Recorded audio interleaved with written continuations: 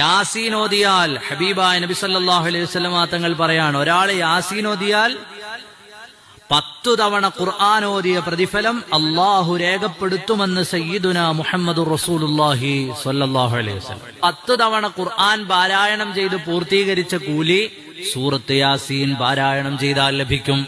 ആ കൂട്ടത്തിൽ 1-2 കാര്യങ്ങൾ കൂടി.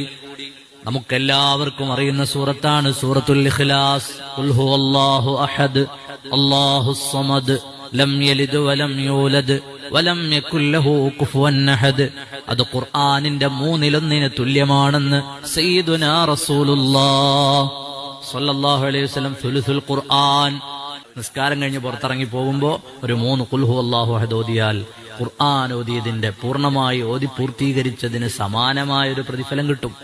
സൂറത്തുൽ ഫാത്തിഹ വളരെ ശ്രേഷ്ഠമായ സൂറത്താണ്, ഉമ്മുൽ കിതാബാണ്. അതിന്റെ ഫലം